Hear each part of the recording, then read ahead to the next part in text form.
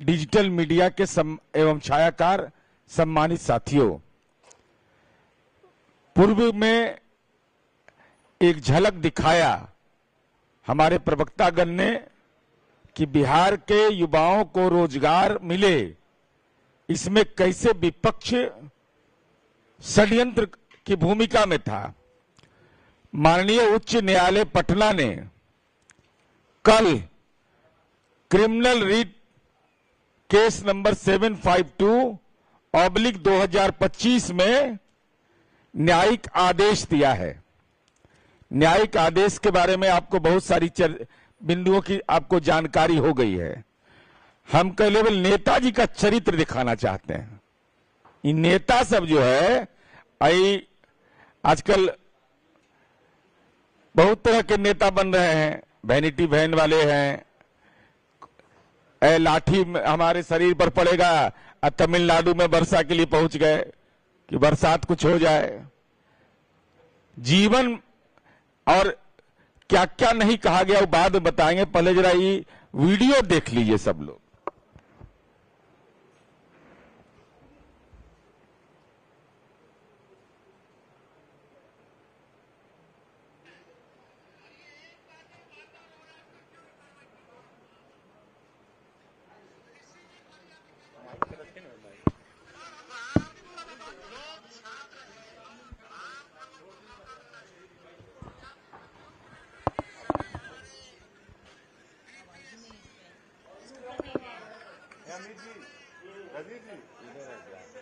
इसको आवाज कनेक्ट कीजिए ना,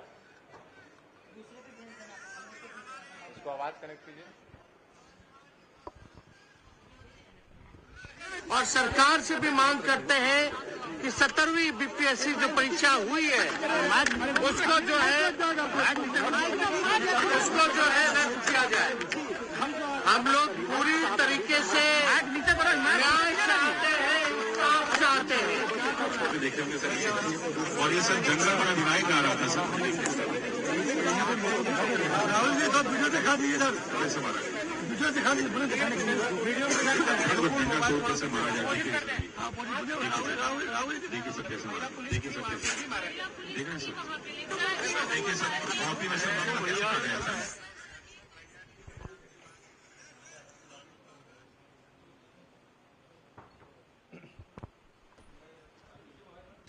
अब इन तमाम नेताओं का चरित्र देख लीजिए। ये कह रहे हैं कि प्रश्न पत्र लीक हुआ है। कोचिंग संचालक कह रहे हैं कि हमारे पास साक्ष्य है। एक ने तो इतना दुस्साहस करके कह दिया कि माननीय मुख्यमंत्री जी से हमारी बात हुई है, उन्होंने अपने प्रधान सचिव को निर्देशित कर दिया है। अरे कौन है यह गुनाहगार जो बिहार में प्रश्न पत्र लीक होने की बात कह करके बिहार के नौजवानों के जीवन के साथ खिलवाड़ कर रहा है? ये राजनेता हैं, प्रतिपक्ष के नेता हैं, अशांत पार्टी वैनिटी वैन वाले हैं, कंबल वाले हैं, निर्दलीय हैं। हम सवाल जानना चाहते हैं इन तमाम नेताओं से, अगर आप अभ्यर्थी के पक्ष में थे, आप हाई कोर्ट में इंटरवेनर क्यों नहीं बने? हाई कोर्ट में इंटरवेनर नहीं बनना ही यह बताता है कि साजिश में ये सारे लोग शामिल थे।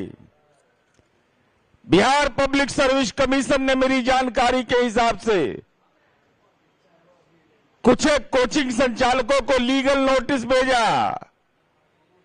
मुझे लगता है कि अब तक उन्होंने कोई भी रिप्लाई नहीं दिया। तो सच को आज किस बात का था? अगर आपके पास एविडेंस था, ब्रह्मांड खोज के ला रहे थे आप, तो आप हाई कोर्ट में इंटरवेनर क्यों नहीं बने और उन बच्चों की जिंदगी को बर्बाद करने की कोशिश किया? वो वो बेगुनाह बच्चे, उनका क्या दोष है?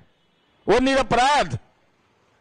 जब माननीय उच्च न्यायालय में याचिका दाखिल थी, उस समय आंदोलन के लिए, जुलूस के लिए प्रेरित कर रहे थे, तो गुनाहगार तो आप माने जाइएगा। मुकदमे हो गए उन बच्चों पर। कौन होगा उस मां बाप ने श्रम कर करके उन बच्चों को पढ़ने के लिए भेजा, और ये तमाम ये लोग अपने बहकावे में लाकर, जब माननीय उच्च न्यायालय के मामला न्यायिक क्षेत्र में था, सब जुडिस था, तो उन बच्चों को भड़काया क्यों आपने? और पूरे तौर पर मैं बता रहा हूं, पूरा घटनाक्रम इसका देख लीजिए जो मनीष जी ने आपको बताया। पहले फॉर्म के बारे में होता है प्रचार शुरू कि बहुत सारे छात्र छूट गए हैं। जब परीक्षा आयोजित होने के पहले नॉर्मलाइजेशन की बात होती है, 20-25 दिन यह बात चलता है, फिर मार्केट से यह बात खत्म हो जाता है, फिर जो ही परीक्षा आयोजित होती है फिर शुरू कर देता है, 2-3 दिन के बाद परीक्षा को रद्द करो। ये पूरे तौर पर एक खतरनाक साजिश थी बिहार के अंदर में। माननीय उच्च न्यायालय ने टिप्पणी किया, मैं उस पर कोई टिप्पणी नहीं करना चाहता, लेकिन आईना दिखाया है निर्लज्ज लोगों को। जो निर्लज्ज लोग हैं, कहा है माननीय उच्च न्यायालय ने, कोचिंग सेंटर और शिक्षा माफिया पर संदेह व्यक्त किया है। कहा है, ये लोग मांग किया था कि सीबीआई जांच हो या किसी अन्य एजेंसी से। इन्होंने कहा कि कोर्ट ने इस संदर्भ में ठोस प्रमाण न होने के कारण इसको अस्वीकार किया। यह कहा माननीय उच्च न्यायालय ने, कार्यकारी न्यायाधीश, मुख्य कार्यकारी न्यायाधीश और एक अन्य न्यायाधीश के डबल बेंच का फैसला है। कहा कि कोचिंग सेंटर वरदान है कि अभिशाप है? वरदान है कि अभिशाप है? जजमेंट में उन्होंने ये रिमार्क दिया, ऑब्जर्वेशन, और कहा कि शिक्षा का व्यवसायीकरण और नैतिकता की कमी। ये माननीय उच्च न्यायालय बोल रहा है। एक कोचिंग सेंटर वाला ही पढ़ाका सब जो है उसके बारे में जो कह रहे थे, बच्चों को भड़का रहे थे, और कहा कि कोर्ट ने कोचिंग सेंटरों को अधिक जिम्मेदार बनने की सलाह दिया। परीक्षा की तैयारी में छात्रों को कोचिंग सेंटर मालिकों ने आंदोलन के लिए प्रेरित किया। ये गुनाह आपके बारे में बताया कि आपने बच्चों के साथ ये गुनाह किया है। सोशल मीडिया पर इन लोगों ने बच्चों को भड़काने का काम किया।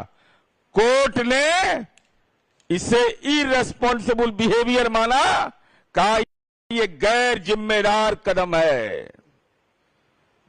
ये माननीय उच्च न्यायालय कह रहा है। आंदोलन को राजनीतिक समर्थन मिलने की संभावना व्यक्त किया। कोर्ट ने कहा कि परीक्षा के सामान्यीकरण के बजाय छात्रों को आंदोलन में शामिल किया गया।